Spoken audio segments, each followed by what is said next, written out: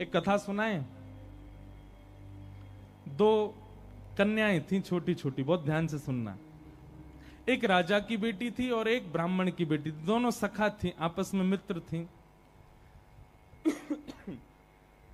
एक बार राजा के यहां पर एक संत का आगमन हुआ,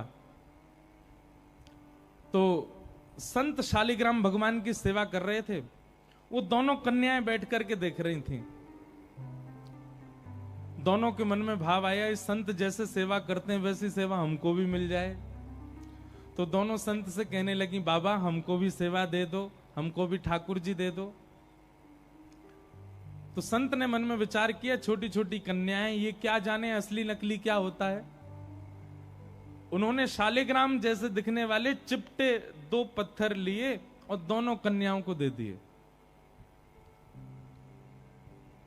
दोनों कन्याएं बड़ी प्रसन्न हो गईं, बोले वाह हमको ठाकुर जी मिल गए।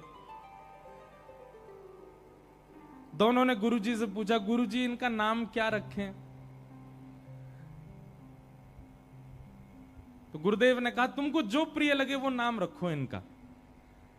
तो कन्याएं जो वो बड़े चिकने से पत्थर थे, तो एक आध बार हाथ से फिसल गए। तो एक कन्या ने कहा, बोले इनका नाम रखते हैं सिलपिल्ले भगवान। कौन से भगवान?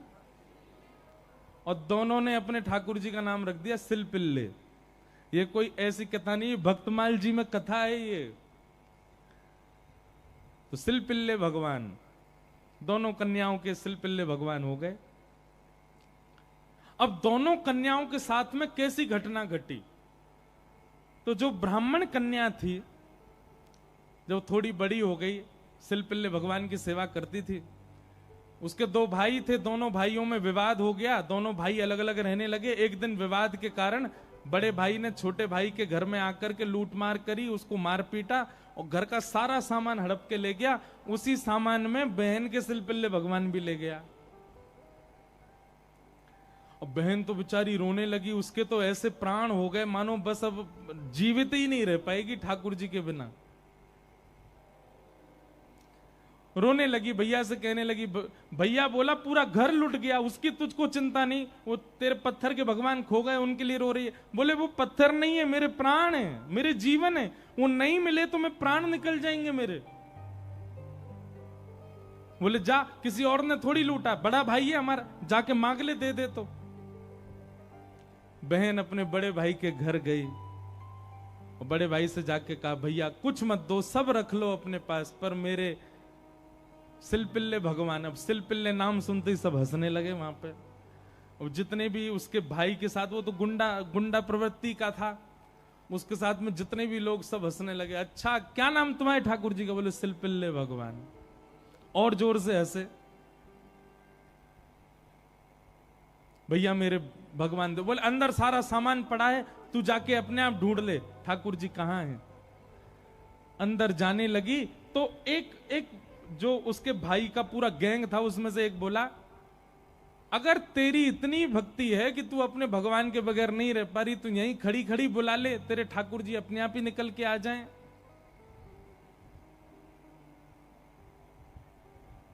ये बात उसके प्रेम पर मानो प्रश्न चिन्ह लग गया। वह भी मन में सोचने लगी, मैं बचपन से सेवा कर रही हूं सिलपिल्ले को, कभी अपने हृदय से दूर नहीं करती, पर आज इसकी बात से मुझको ऐसा लग रहा है कि मैं तो प्रेम करती हूं, पर वो प्रेम करते हैं कि नहीं, आज उसका भी पता चल जाए।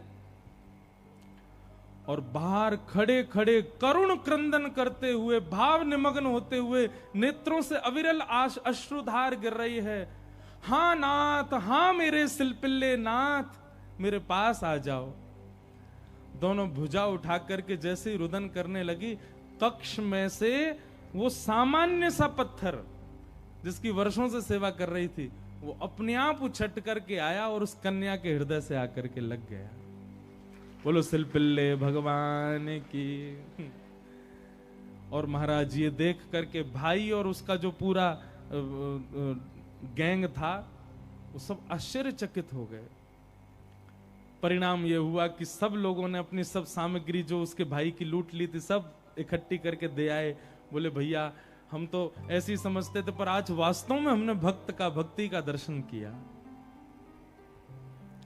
अब राजकन्या जो थी, उसके सिलपिल्ले भगवान, उनके साथ कैसी घटना घटी? कन्या का विवाह हुआ और जिस पुरुष के साथ में विवाह हुआ वो किसी भी रूप से भक्त नहीं था, ना वो भक्त था ना उसका परिवार भक्त था। कन्या ने विवाह के लिए मना तो किया पर माता पिता नहीं माने, विवाह कर दिया। अब वो तो बस अपने सिलपिल्ले भगवान को हृदय से लगा के रहे, बोले कि मुझे पता है ये मेरा पति और ये परिवार पूरा जो है ये बिल्कुल भी भक्ति भाव उनके चित्त में नहीं है, पर नाथ बस आप मेरे साथ रहोगे तो मैं पूरा जीवन निकाल लूंगी। अब जिससे उसका ब्याह हुआ था वो तो काम क्रोध लोभ मोह सब था उसके अंदर, वो तो इसी कारण से विवाह कर रहा था, भोग वृत्ति थी उसकी। लेकिन कन्या के चित्त में यह भाव था कि भाई ये वैष्णव नहीं है, इसको तो मैं स्पर्श भी नहीं करने दूं अपना।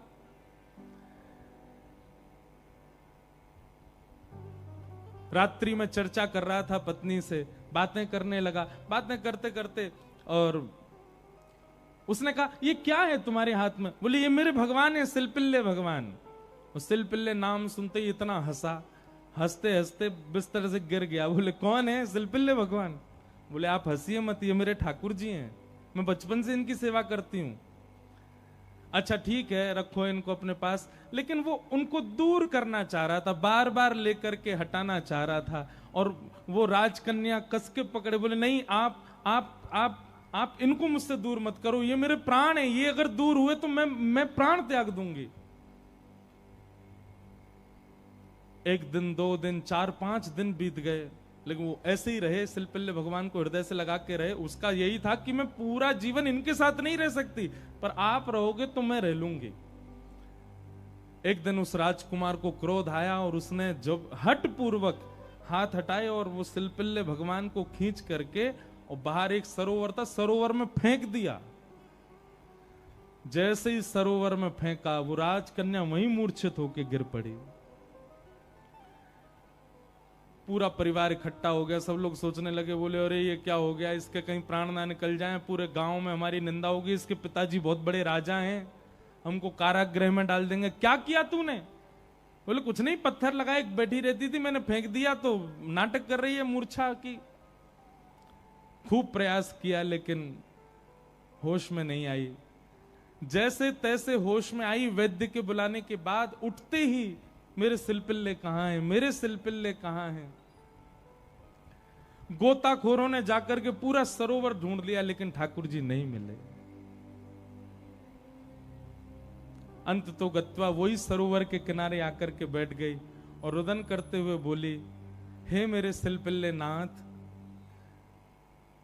यदि मैंने वास्तव में बाल्यकाल से आपको अपना प्रियतम मान करके भेजा हो, आपकी निष्ठा से सेवा की हो, तो आप कृपा करके मेरे पास आ जाना। और यदि आप मेरे पास नहीं आए तो मैं एक क्षण और चिंतन नहीं करूंगी, तुरंत अपने प्राणों का परित्याग कर दूंगी। उसका पूरा परिवार खड़े होकर के देख रहा था। जैसे ही उसने कहा कि हे नाथ, यदि आप नहीं आए तो मैं प्राण त्याग दूंगी, ये बात कहते ही हा नाथ, हा नाथ, हा नाथ करुण क्रंदन करने लगी। तुरंत सरोवर में से अपने आप सिलपिल्ले भगवान निकल करके आए और उसकी छाती से आकर के लग गए। और ये दृश्य देख करके परिवार पूरा जो था वो तो नतमस्तक हो गया और उस कन्या को वापस उसके घर ही छोड़ आए। बोले भैया ये इतनी ऊंची श्रेणी नहीं है हमारी कि हम इसके साथ रहें, हमसे अपराध बनेगा यदि हम इनको अपने पास रखेंगे तो। ये तो हमारी कोई गुरु स्वरूपा है। प्रीति, अरे सामान्य से पत्थर को उन्होंने भगवान मान लिया और ठाकुर जी उसमें भाव। जरूरी नहीं है कि धातु प्रधान होता है, जरूरी नहीं है कि कोई वस्तु विशेष। ये बात आप बहुत ध्यान से सुनिएगा। कई लोग भेद मानते हैं, अपने लड्डू गोपाल को सामान्य समझते हैं, वृंदावन बिहारी लाल को विशेष समझते हैं। उनको लगता है मंदिर में जो बिहारी जी बैठे हैं ये विशेष हैं, हमारे संग जो डलिया में डोल रहे हैं ये इतने विशेष नहीं है। क्यों?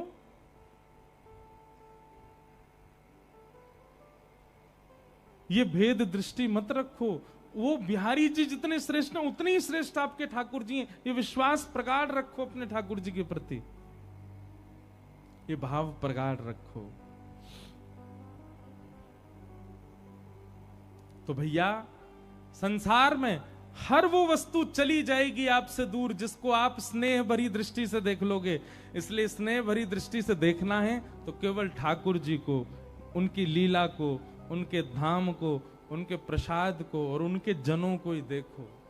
और या फिर जिससे स्नेह हो रहा हो, चाहे वो पुत्र हो, पुत्री हो, माता हो, पिता हो, मित्र हो, यार हो, कोई भी हो, उसको भगवत भक्त बनाओ।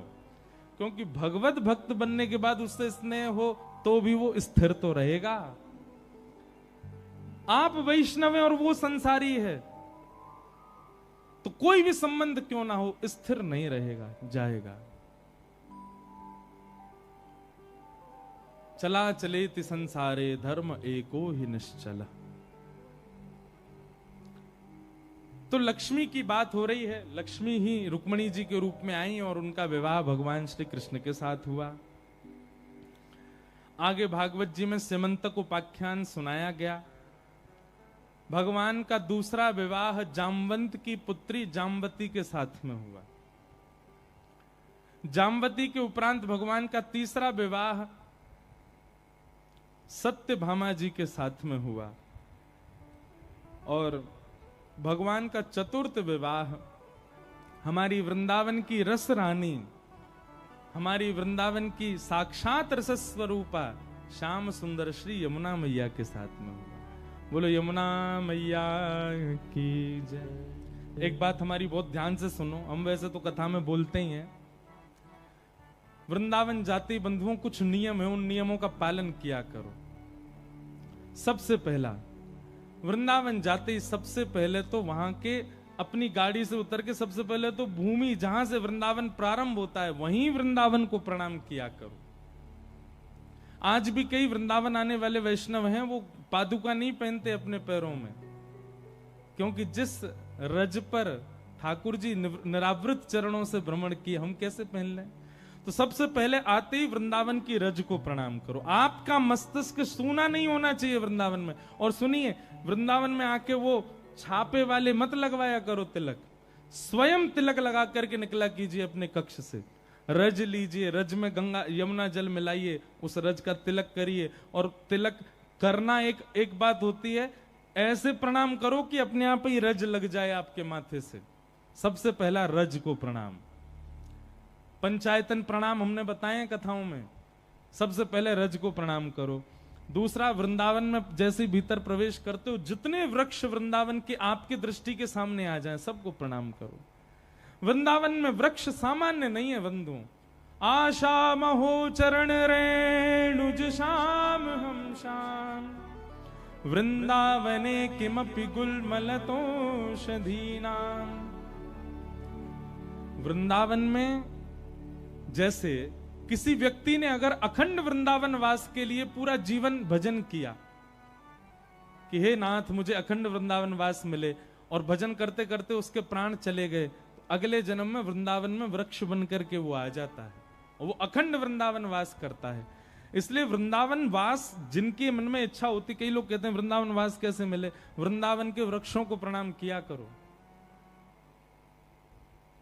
किशोरी तोरे चरणन की रज पाऊं, किशोरी तोरे चरणन की रज पाऊं। बैठी रहूं कुल जन के कोने, बैठी रहूं। जो नहीं गाएगो वाकू बगल वाले की सौगंध है, जो नहीं गाएगो वाको अगले जन्म में भ्या नहीं होएगो। इसलिए विचार कर लो, ऊंचे स्वर में गाओ सब लोग। हरिराम व्यास जी कहते हैं वृंदावन वास चाहिए तो क्या करो, बैठी रहूं कुल जन के कोने, बैठी रहूं कुल जन के कोने।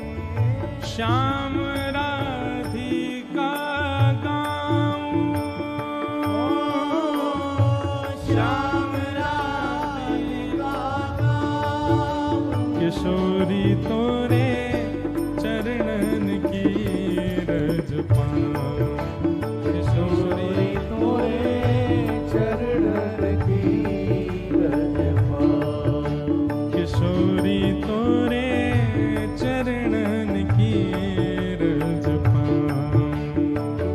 किशोरी तोरे चरण की रज।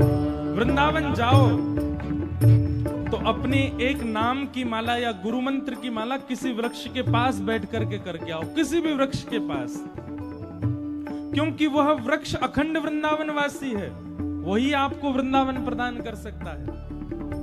इसीलिए आचार्य कह रहे हैं, बैठी रहूं कुंजन के कोने, कुंजों के कोने में बैठो, वहां श्याम राधिका गाओ। जारज को ब्रह्मादिक तरसत, सूरज शीश चढ़ाऊं। जारज को ब्रह्मादिक तरसत, सूरज शीश चढ़ाऊं। हे व्यास स्वामिनी की छवि निरखत, व्यास स्वामिनी की छवि निरखत, व्यास स्वामिनी की छवि निरखत, व्यास स्वामिनी की छवि निरखत। ओ विमल विमल यश गाऊं, विमल विमल यश गाऊं। किशोरी तोरे चरणन की रज पाऊं। किशोरी तोरे चरण की रज पाऊं। हे श्री राधे तेरे चरणन की रज पाऊं। श्री राधे तोरे चरणन की रज। मुझे दुनिया से नहीं लेना देना, मुझे दुनिया से नहीं लेना देना। श्री विनोद बाबा गाते हैं, हे मुझे दुनिया से नहीं लेना देना, मुझे दुनिया से नहीं लेना देना। ओ ये जगत है एक सपना,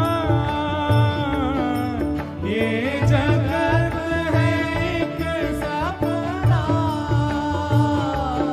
ये जगत है एक सपना, ये जगत है एक सपना।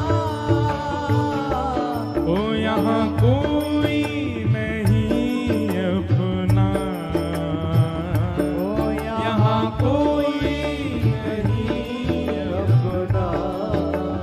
ओ यहाँ कोई नहीं अपना, ओ यहाँ कोई नहीं। गाओ भाव से।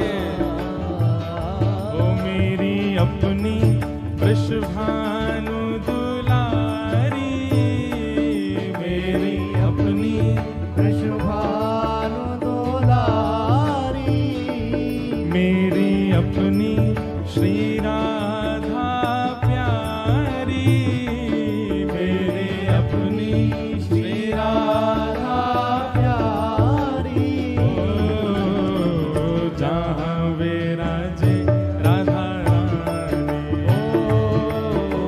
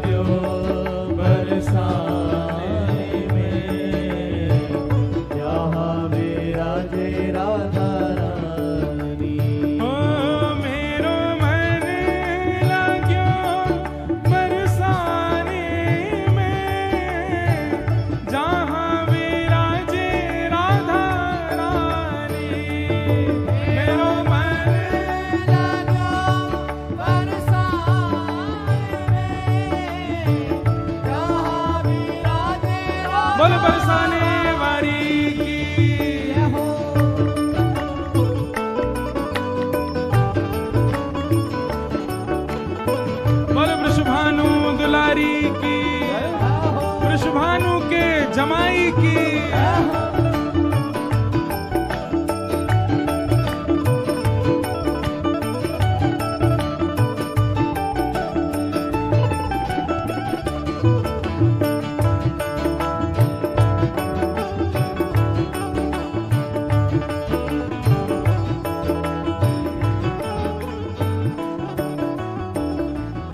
मुझे दुनिया से नहीं कोई काम, मुझे दुनिया से नहीं कोई काम, हे मुझे दुनिया से नहीं कोई काम, मुझे दुनिया से नहीं कोई काम। तो फिर मैं तो जपूं राधा राधा नाम, मैं तो जपूं राधा राधा नाम, ओ मैं तो जपूं राधा राधा नाम, मैं तो जपूं राधा राधा नाम। दर्शन करूं सुबह शाम, दर्शन करूं सुबह शाम। ओ मेरे मन में विराजे श्याम दीवानी, मेरे मन में विराजे श्याम दीवानी, मेरे मन में विराजे श्याम दीवानी, मेरे मन में विराजे श्याम दीवानी। जहाँ विराजे राधा रानी, जहाँ विराजे राधा रानी, ओ मेरो मन लाग्यो बरसाने में, जहाँ विराजे राधा रानी, मेरो मन लाग्यो बरसाने में, जहाँ विराजे राधा रानी। हे मेरो मन लाग्यो बरसाने में, जहाँ विराजे राधा रानी। मेरो मन लाग्यो बरसाने में, जहाँ विराजे राधा रानी। ओ जय राधे राधे, जय राधे राधे, जय राधे राधे, जय राधे राधे। वृंदावन वारी राधे राधे, वृषभानु दुलारी जय राधे राधे, जय श्यामा प्यारी राधे राधे, कीरत सुत प्यारी जय राधे राधे, जय कुंज बिहारी जय राधे राधे, जय राधे राधे, जय राधे राधे, जय राधे राधे, जय राधे राधे, श्री राधे राधे, राधे राधे, जय राधे राधे, जय राधे राधे, जय राधे राधे, श्री राधे राधे, राधे राधे, जय राधे राधे, जय राधे राधे,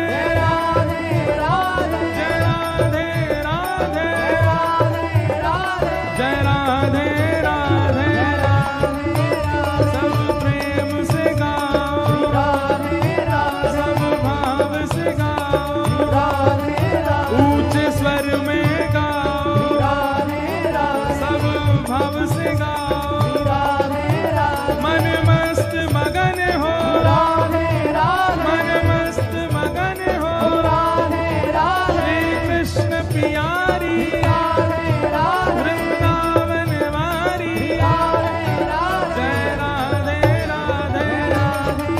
जय राधे राधे,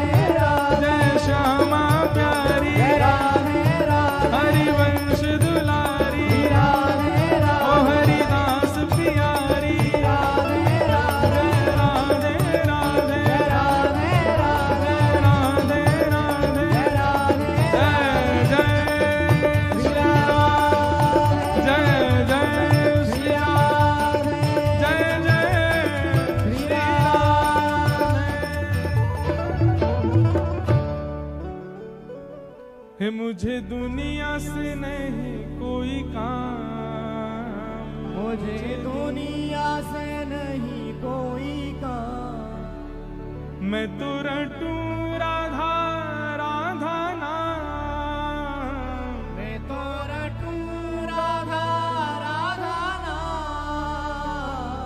दर्शन करूं शुभ शाम, दर्शन करूं शुभ शाम। हे मेरे मन में विराजे श्याम दीवानी, मेरे मन में विराजे श्याम दीवानी। जहाँ विराजे राधा रानी, जहाँ विराजे ओ मेरो मन लाग्यो बरसाने में, जहाँ विराजे राधा रानी। ओ मेरो मन लाग्यो बरसाने में, जहाँ विराजे श्याम प्यारी। बैठ जाओ, बोलो वृषभानु दुलारी की। तो महाराज वृंदावन जावे वारी ये नियम को पालन करे करो। वृंदावन प्रवेश होते ही बिना रज के आपका मस्तिष्क नहीं होना चाहिए, आपके मस्तिष्क पर ब्रजरज अंकित होनी चाहिए। जैसे स्कूल में आईडी कार्ड अनिवार्य है, जैसे स्कूल यूनिफॉर्म अनिवार्य है, वृंदावन की एक ही यूनिफॉर्म है, क्या? ब्रजरज माथे पे होनी चाहिए। दूसरी बात, वहां के लता वृक्ष गुल्म आदि यही कृपा करेंगे, ये अखंड ब्रजवासी हैं, इनसों प्रार्थना करो। हरिराम व्यास जी के चरित्र में आता है कि जब श्री हरिराम व्यास जी को वापस ले जाने लगे वृंदावन से, तो हरिराम व्यास जी वृंदावन की लता पत्र गुल्म वृक्षों को पकड़ पकड़ करके रोने लगे और वृक्षों से निवेदन करने लगे, आप कृपा करो, आप ही अखंड ब्रजवासी हो, आपके अनुग्रह से हम वृंदावन बस जाएंगे। और फिर एक वृक्ष से लिपटे लिपटे ही हरिराम व्यास जी को थोड़ी चेतना आई, मानो वृक्ष ने ही संकेत किया कि अरे बिहारी जी को, राधा वल्लभ जी की प्रसादी बट रही है, जाके जल्दी पाओ। हरिराम व्यास जी को लगा कि अब मैं वृंदावन से तो जाने वाला ही हूं, कहीं मेरे प्राण निकलने वाले होंगे, उससे पहले मैं प्रसाद तो पालूं। दौड़ करके गए तो प्रसादी बट गई थी, सब में वितरित हो चुकी थी। अंतिम प्रसादी का भाग मेहतरानी को दिया गया, झाड़ू लगाने वाली को। हरिराम व्यास जी जैसे ही पहुंचे तो प्रसादी तो बट गई। हरिराम व्यास जी बोले अब मैं कहां पाऊं? तो एक मेहतरानी बैठी थी झाड़ू लगावे वाली, वाकी हाथ में रोटी, वापे ऊपर कड़ी पकौड़ी धरी। हरिराम व्यास जी गए, वाके आगे हाथ फैला लियो, बोले ला नेक्स्ट से प्रसाद मोह दे दे। मेहतरानी बोली अरे मैं तो एक मेहतरानी हूं, मैं तो झाड़ू लगावे वाली हूं, मेरे हाथ को प्रसाद पाओगे महाराज? आपको धर्म नष्ट है जाएगो। हरिराम व्यास जी बोले जब प्रसाद हमारे पास आवे से पहले ये विचार ना करे कि कौन ब्राह्मण, कौन क्षत्रिय, कौन वैश्य, कौन शूद्र, कौन हरिराम व्यास, कौन मेहतरानी, तो फिर तू इतना विचार क्यों कर रही है? जब प्रसाद ने तेरे पास आवे में कोई बैर भाव नहीं रखो, तेरे पास तुरंत आ गयो, वाह प्रसाद को मोह देवे में तू इतना बैर क्यों कर रही है? अरे चल जल्दी दे। और हरिराम व्यास जी ने उस मेहतरानी की प्रसाद को जैसे ही पाया,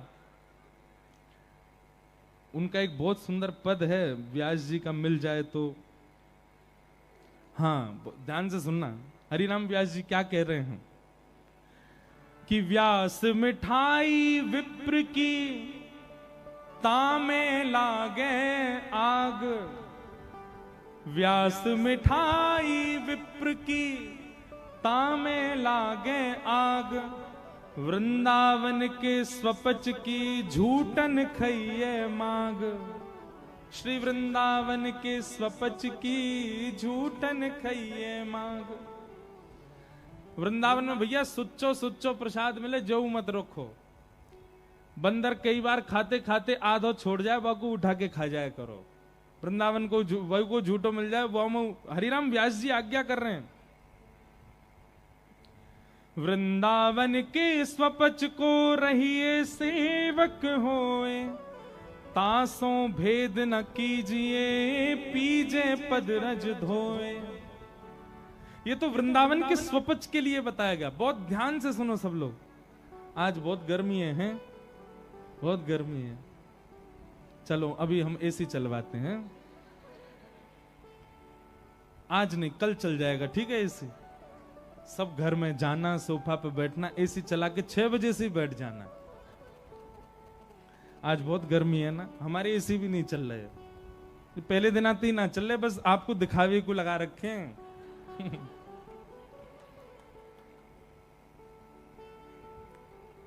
भैया वृंदावन की महिमा सुन लो। व्यास मिठाई विप्र की तामे लागे आग, वृंदावन के स्वपच की झूठन खइए माग। वृंदावन के स्वपच को, स्वपच किसको कहते हैं? जिसको हम जातियों में, वैसे तो जाति वृंदावन में खत्म हो जाती है, पर फिर भी जो बिल्कुल ऐसे कहते हैं नीची जाति है, वैसे कोई नीची नहीं होती। जात पात पूछे नहीं को, हरि को भजे सो हरि को हो। लेकिन फिर भी महाराज स्वपच का मतलब तो होता है कि जो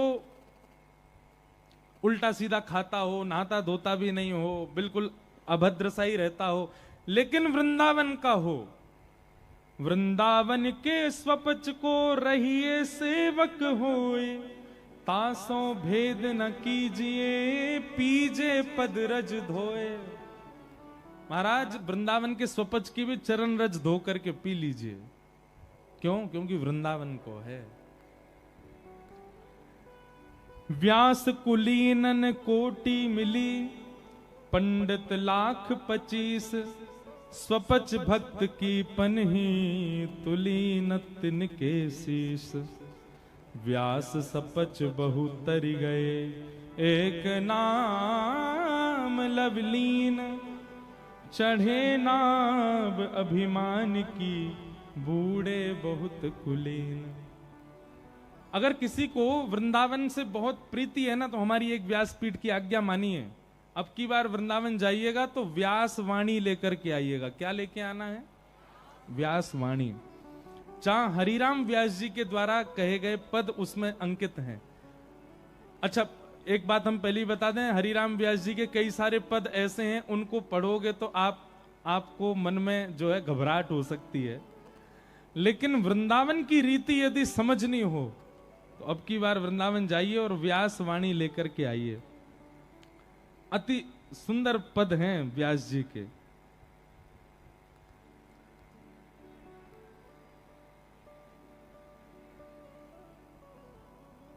तो हरिराम व्यास जी क्या कह रहे हैं कि भैया कोई वृंदावन वासी मिल जाए, वो तो स्वपच भी हो तो भी बाकी पदरज धो करके पी लो। होना चाहिए वृंदावन वासी। तो वृंदावन में सबसे पहले रज को शीश पर धारण करो। दूसरा, वृंदावन के सुंदर वृक्षों को प्रणाम करो। तीसरा, वृंदावन में श्री यमुना जी को प्रणाम करो। लोग बाग आते हैं वृंदावन, बिहारी जी, राधा वल्लभ आदि सब दर्शन कर करा के भाग जाते हैं वहीं से। यमुना जी को आप प्रणाम ही नहीं करते। ठाकुर जी के दर्शन से पहले ये होना चाहिए, यमुना जी को वंदन करो, यमुना जी को प्रणाम करो। रज प्रणाम, वृक्ष प्रणाम, यमुना जी को प्रणाम, और उसके बाद चौथा प्रणाम ब्रजवासियों को प्रणाम। ब्रज के जो वासी हैं उनको वंदन करो। और पंचम प्रणाम कीजिए श्री गोपेश्वर महादेव को। इन 5 को प्रणाम करने के बाद तब जाइए जहां आपकी ठौर है, जहां आपके गुरुदेव हैं, जहां आपको मन लगो भयो है। इन 5 को प्रणाम करके आप जाएंगे तो ही आपकी वृंदावन रीति, वृंदावन दर्शन पूर्ण होगा। तो भगवान का चतुर्थ विवाह किनसे हुआ? श्री यमुना जी के साथ में हुआ। श्याम सुंदर श्री यमुने मैया की